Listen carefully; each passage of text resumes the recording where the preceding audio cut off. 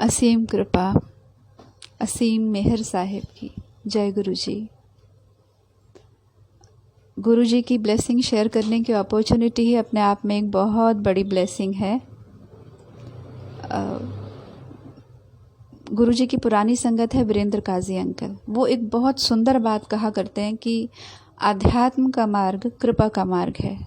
और आज हम सब संगत तहे दिल से इस बात को महसूस कर पाते हैं कि गुरु जी का दर मेहर का घर है। गुरु जी की इस मेहर का सफ़र इस लाइफ टाइम में अपैरेंटली तब से शुरू होता दिखाई देता है जबकि ममा को ओवेरियन कैंसर डिटेक्ट हुआ था।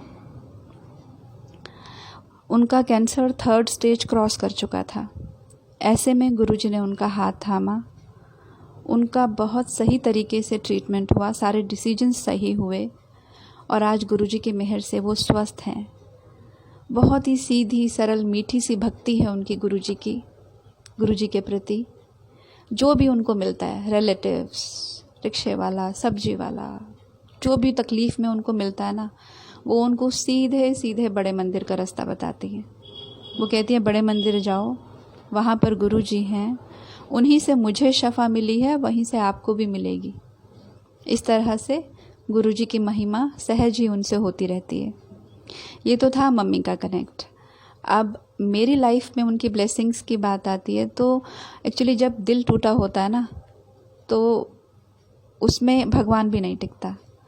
और उसकी वजह ये थी कि 2011 में मैं अपने हस्बैंड को खो चुकी थी और उनके साथ मेरा अटैचमेंट कुछ इस तरीके का था कि उनकी प्रेजेंस में मुझे दुनिया मुकम्मल लगती थी और भगवान भी मीठा लगता था। अब उनको खोने के बाद बहुत लाइफ में रिजेक्शन, कड़वाहट, अंधेरा सा हो गया था बिल्कुल। और गुरुजी के दर पे ना जाऊं, ना कहने का कोई रीज़न गुरुजी ने छोड़ा नहीं था। गुरुजी के अरेंजमेंट्स इस तरीके के थे, गुरुजी की संगत इतनी प्यार वाली थी कि जब मम्मी के टाइम पे मुझे साक्षी लेकर गई गुरुजी के दर पर और एक ही दिन में 3 बार लेकर गई, ये गुरुजी की बख्शिश थी। और फिर जब वो ठहर गई तो अंजू आंटी अपने हस्बैंड मोनू के साथ चलने लगी और वो इतने प्यार से मुझे साथ ले जाते थे और वापस घर पे ड्रॉप करते थे। जब तक मैं अंदर चली जाऊं, गेट बंद करके वेव ना कर दूं, तब तक वो गाड़ी नहीं चलाते थे। तो जब ऐसी गुरुजी की संगत होगी और ऐसा उनका सेवा भाव होगा तो आप कैसे ना कहेंगे।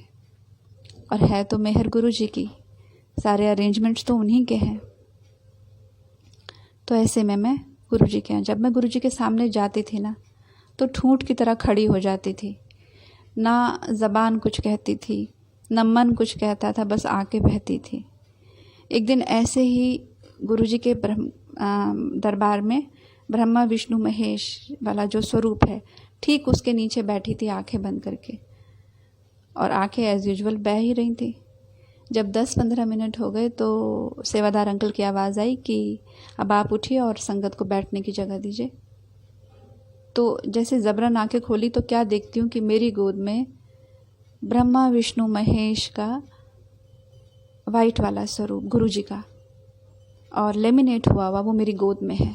मैंने दोनों हाथों से उन्हें उठाया, अपने माथे से, आँखों से और दिल से लगाया और आ गई। और अब वो समय आ चुका था जब गुरुजी ने मेरे गिले शिकवों का जवाब देना था। फरीदाबाद में एनुअल सत्संग था, वहाँ पे नीता आंटी सत्संग कर रही थी कि कैसे वो गुरुजी के सामने परफॉर्म करती थी।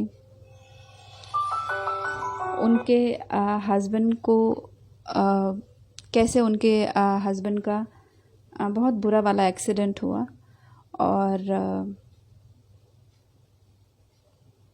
डॉक्टर्स होप छोड़ चुके थे। ऐसे में गुरुजी महाराज ने उनको कहा कि वो फला तारीख को चल कर आएंगे। अब जनरली क्या होता है कि जब हम सत्संग सुनते हैं तो हमारी पॉजिटिविटी बढ़ जानी चाहिए, हमारा विश्वास बढ़ जाना चाहिए। लेकिन उस समय ऐसी मनस्थिति थी कि बिल्कुल उल्टे तरीके से मन रिएक्ट करता था कि ठीक है ना, जिनके थे गुरुजी उनके घर गए और जिनको बुलाना था गुरुजी ने बुलाया, जहाँ जाना था वहाँ गए। जब मेरा समय था तब कहाँ थे। बड़े मंदिर से फरीदाबाद का केवल 25 मिनट्स का ही तो ड्राइव है, तब क्यों नहीं आए गुरुजी। ये गिला था। अब गुरुजी ने इन सब का जवाब देना था। नीता आंटी सत्संग करने के बाद ठीक मेरे पास आकर बैठ गई और उस दिन निकल गया मुंह से कि Nita aunty I must say something. बोली हाँ जी बोलिए। मैंने कहा मैं गुरुजी के दर पर आती तो हूँ लेकिन मन नहीं जुड़ता है मेरा, अच्छा नहीं लगता मुझे। बस मुझे एक गिला रहता है कि गुरुजी आप तब कहाँ थे जब मुझे आपकी ज़रूरत थी। तो नीता आंटी ने बहुत प्यार से मेरा हाथ पकड़ा और बोली कि देखिए आंटी, पहली बात तो गुरुजी आपकी लाइफ में तब आए हैं जब आपको उनकी सबसे ज़्यादा ज़रूरत है, और दूसरी बात जो आपके मन में आती है कि आपके हस्बैंड को क्यों नहीं लाइफ ब्लेस की गई, तो आंटी खुद गुरुजी कहा करते थे कि कुछ विधि के विधान ऐसे होते हैं, ऐसा नहीं है कि उनको टाला नहीं जा सकता, लेकिन उनको टालना ठीक नहीं होता है। और तीसरी बात, अब आप देखिएगा वो कैसे आपके बच्चों की संभाल करते हैं, वो कैसे आपको और आपके बच्चों को ब्लेस करते हैं। आप देखिए तो सही। उस पल ऐसा लग रहा था जैसे उनके मुख से गुरुजी बोल रहे थे। अब लॉजिकल माइंड को ये बात कितनी समझ में आई नहीं पता, लेकिन उस दिन मेरा ये शिकवा पूरी तरह से डिसॉल्व हो गया। फिर दोबारा कभी इस गिले ने सिर नहीं उठाया और गुरुजी ने अपने ढंग से हील भी किया। गुरुजी के अपने ही ढंग है, अनंत तरीके हैं उनके। बहुत प्यारी प्यारी संगत है गुरुजी की। बीना बख्शी आंटी है रुद्रपुर में, बहुत उनकी सेवा जो है वो, उनका समर्पण देखने जैसा है, नमन करने जैसा है। बहुत शुक्राना करती हूँ मैं गुरुजी का, गुरुजी की अजीम संगत का। तो अब बात आती है मेरे बच्चों की। मेरी बेटी आराधिका, वो जब पहली बार गुरुजी के यहाँ गई ना, तो उसकी सिसकियाँ बंद गई, क्योंकि वो अपनी दादी के साथ थी और जब वो वहाँ पर गई तो वही गुरबाणी वहाँ पर प्ले हो रही थी जो कि वो अपने पापा के साथ सुना करती थी। और वो बोली अपनी दादी से कि दादी मुझे पापा की बहुत याद आ रही है। और अब पीछे मुड़ के देखती हूँ तो ऐसा लगता है कि गुरुजी के दर पे जो आंसू बह जाते हैं ना, वो दोबारा लौट के नहीं आते हैं। तो उसी दौरान गुरुजी से जुड़ने के बाद उसकी बीटेक कंप्लीट हुई, एक अच्छी सी जॉब लगी इंडिया में ही, और जॉब करते करते 1.5 साल के अंदर ही उसने डिसाइड किया कि वह अब्रॉड जाएगी और अब मैम अपना मास्टर्स करेगी। यूके में royal Holloway university of London में उसने एडमिशन लिया इंफॉर्मेशन सिक्योरिटी में, और वहाँ पे पहुँची वो गुरुजी की मेहर से ही। मुझे अच्छी तरह से याद है उसका पहला दिन जब वो आधी रात को घुप अंधेरे में वहाँ पर पहुँची थी, तो इतनी ठंड में भी उसके पसीने छूट रहे थे। वो अपने माथे पे पसीना पोंछ रही थी। और हॉस्टल के रूम में जाने के बाद सबसे पहला काम उसने क्या किया कि उसने अपना सूटकेस खोला, अपना दुपट्टा निकाला, उसकी तह बनाई और उसके ऊपर गुरुजी को विराज दिया। अंदर में मीठी सी मुस्कान आई कि गुरुजी, बहुत अच्छा लगता है जब हम देखते हैं ना, जब हमारे बच्चे अच्छे से कनेक्ट होते हैं ना, तो बहुत खुशी आती है। और अब तो इत्मीनान हो गया कि ठीक है, अब गुरुजी हैं वहाँ पे। उसका 1 साल पूरा हुआ, कॉलेज में प्लेसमेंट शुरू हो गई। जब डिलॉयट आया तो वो भी गई इंटरव्यू के लिए। बहुत एंग्जाइटी थी, बहुत टेंशन में थी, और वो कहती है कि मम्मा रूम में जाने से पहले जब मुझे कुछ भी और नहीं सूझा तो मैंने कहा गुरुजी अब आप साथ चलिए, अब आप साथ चलिए, अब आप ही मेरे साथ हैं और मेरे सामने भी आप ही हैं। और कहती है मम्मा जैसे मैंने रूम में एंटर किया तो मुझे नहीं पता कहाँ गई वो सारी टेंशन, और सिर्फ इतनी पॉजिटिविटी और इतना कॉन्फिडेंस आ गया मेरे अंदर। मैंने पूछे गए हर सवाल का बहुत अच्छे से आंसर किया और उसको सिलेक्शन हो गया, उसकी जॉब के लिए कॉल आ गई। मैं भी उसके पास गई, मैं टूरिस्ट वीज़ा पे गई थी उसके पास कुछ ही दिनों के लिए, और गुरुजी की मेहर थी। वहाँ पर 8 मंथ्स मैं उसके पास रह कर आई। लॉकडाउन का पीरियड, ना वो अकेली रही ना मैं, और गुरुजी के साथ, गुरुजी की यूके की प्यारी संगत के साथ वहाँ पे एक एक पल बीता। योगाक्षी है वहाँ पे गुरुजी की प्यारी संगत, वो इतना सुंदर दरबार लगाती है ना कि देखते ही बनता है, देख के ही बस, मतलब क्या कहें हम, ना कोई शब्द नहीं है गुरुजी की संगत के लिए। शुक्राना शुक्राना शुक्राना। अब बात आती है मेरे बेटे की। बेटा छोटा है, रतनजय। वो जब छोटा था तो बहुत इंटेलिजेंट था। जब वो मतलब 95% उसके मार्क्स आते थे और हमारी एक्सपेक्टेशंस बहुत हाई थी, बहुत रिलैक्स थे हम उसके एकेडमिक्स को लेके। लेकिन पापा के जाने के बाद उसको बहुत भारी सेटबैक लगा और उसका डाउनफॉल शुरू हो गया। पढ़ाई कर हो नहीं पाती थी उससे। बायो विद मैथ से हम लोग ने स्विच किया कॉमर्स में, कॉमर्स से हम लोग आए ह्यूमैनिटीज़ में, लेकिन कोई होप नहीं थी, कोई इम्प्रूवमेंट नहीं थी।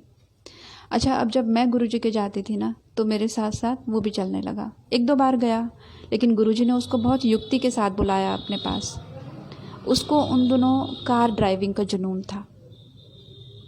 तो उस दौरान क्या हुआ कि साक्षी जो गुरुजी की संगत है, जो मुझे ले जाती थी, उनकी तबीयत कुछ ठीक नहीं रहती थी और अंजू को अभी कॉन्फिडेंस नहीं था पूरा गाड़ी चला पाने का हाईवे पे। तो उन्होंने पूछा कि रतन चलेगा क्या, रतन ड्राइव कर लेगा? और वो एकदम से राज़ी हो गया, हाँ जी मैं कर लूँगा। अब वो बहुत खुशी खुशी उनके आने से पहले तैयार होकर बैठ जाता था कि मैं बड़े मंदिर जाऊँगा और खुद से ड्राइव करके जाऊँगा। और वापस आके पूछता था, ये नहीं कि दरबार कैसा था, गुरुजी कैसे थे, मम्मा मैं अच्छी ड्राइव करता हूँ ना। मैंने कहा हाँ भैया बहुत अच्छी। इस तरीके से वो जाता रहा और कुछ ही दिनों में गुरुजी की ऐसी मेहर हुई, गुरुजी ने उसके अंदर में सेवा की इंस्पिरेशन डाल दी। वो ओपन सेवा में जाने लगा और 2-3 बार ही गया था कि गुरुजी की संगत सुनील अंकल लंगर प्रसाद करते समय उसको बोले कि अंकल आप हमारी टीम में आएंगे, सेवा करेंगे आप, रेगुलर सेवा? तो बोला हाँ जी अंकल। और वो अंकल उनसे पूछते हैं कि देखो नाली में भी हाथ मारना पड़ सकता है। वो कहता हाँ जी अंकल मैं करूँगा। अब आप ये देखिए ना कि गुरुजी कहते तो ये हैं कि नाली में हाथ मारना पड़ सकता है और करवाते क्या है वो भी आगे पता चलेगा। अब वो जब रात, अब उसको ऐसी लगन लग चुकी थी सेवा की कि वो कई बार रात भर नहीं सोता था कि अगर सो गया तो सुबह उठ नहीं पाऊँगा और मेरी सेवा रह जाएगी। संडे अर्ली मॉर्निंग जाता था वो, और जब वो वापस आता था ना तो उसके बैकपैक में उसके कपड़े बिल्कुल गीले होते थे एकदम। और मैं उससे पूछती थी, रतन ऐसी कौन सी सेवा करता है तू वहाँ जाके कि तेरे कपड़े एकदम भीग जाते हैं? तो अब बच्चों को हम जो कहें वो करें ना करें, लेकिन जो वो हमें करता हुआ देखते हैं ना वो अनायास सीख जाते हैं। तो वो अपने पापा को देख के ये सहज ही सीख गया था कि सेवा और सिमरन ये 2 ऐसी कीमती चीज़ें हैं जिनको कि शो ऑफ नहीं किया जाता, इनको संभाल के रखा जाता है। तो वो मुझसे भी छुपाता था, बोलता था मम्मा सेवा तो सेवा होती है। 1 बार हुआ, 2 बार हुआ, 3 बार हुआ। अब मैंने उससे पूछ ही डाला एक दिन, मैंने कहा भैया तू मम्मा को नहीं बताएगा कि तू ऐसी कौन सी सेवा करता है कि तेरे कपड़े भीग जाते हैं? तो उस दिन उसने बताया कि मम्मा जो शिवलिंग है ना ऊपर, हम वहाँ पर जाते हैं, उनको स्नान होता है, उनकी सफाई होती है, हम खड़े होकर उनको रगड़ते हैं, साफ़ करते हैं और ऊपर से एक अंकल पानी डालते हैं, तो वो सारा पानी हमारे ऊपर भी आता है और मैं पूरा भीग जाता हूँ और फिर मैं नीचे आकर कपड़े चेंज करता हूँ। तो असीम शुक्राना, अनंत शुक्राना। उस दिन मेरा पोर शुक्राने से भीग गया और ये समझ में आ गया कि हाँ गुरुजी इस बच्चे को अपनी गोद में ले चुके हैं। और हुआ भी ऐसा ही। जिस बच्चे के 12th में पास होना मुश्किल हो रहा था, उसका गुरुजी ने भारतीय विद्यापीठ पुणे में एडमिशन कराया। और वहाँ जब वो गया तो मैंने गुरुजी से एक ही अरदास की कि गुरुजी प्लीज़ आप उसके फ्रेंड्स बन के उसकी लाइफ में आइए, क्योंकि इस समय मन पे सबसे ज़्यादा इम्पैक्ट फ्रेंड्स का आता है। और हुआ भी ऐसा ही। उसको दादी बुआ चाचू ने बहुत सपोर्ट किया और उसकी लाइफ में ऐसे फ्रेंड्स आए जिसने कि खुद तो वो थे ही अच्छे पढ़ाई में, इसको भी आगे बढ़ाया, सपोर्ट किया, इंस्पायर किया, अपने साथ बैठाया। और वो बच्चा जिसका पास होना भी मुश्किल था वो फिर से 90% में आने लगा। अनंतम शुक्राना गुरुजी का, असीम कृपा साहिब की। ऐसे ही जब गुरुजी के शुक्राने में भीगी हुई थी ना, तो कुछ भाव थे जो कागज़ पे उतारे थे, और गुरुजी की अजीम संगत की इच्छा थी कि मैं ये भाव संगत के बीच में गुरुजी के दरबार में कहूँ। तो आज शायद वो ही पल है। तो गुरुजी मेहर करें। प्यास थी तो आस थी कि वो 2 घूंट पिला देगा, वो तो मुझे दरिया कर गया। बूंद थी तो आस थी वो सूखने से बचा लेगा, वो तो मुझे समुंदर कर गया। पंगु थी आस थी वो चलना सिखा देगा, वो तो मुझे पंख दे गया। अंधेरा था तो आस थी वो दिया जला देगा, वो तो मुझे रोशन कर गया। प्यार की मांग थी और आस थी कि वो गले से लगा लेगा, वो तो मुझ में समा गया। रेत का घरौंदा थी तो आस थी वो ढहने से बचा लेगा, वो तो मुझे खुला आसमां कर गया। जीव थी तो आस थी वो मिटने से बचा लेगा, वो मुझे शाश्वत कर गया। उसे गुरु कहूँ या खुदा, उसे गुरु कहूँ या खुदा, मुझे खबर भी ना हुई, मुझे मुझसे चुरा के खुद से मिला गया।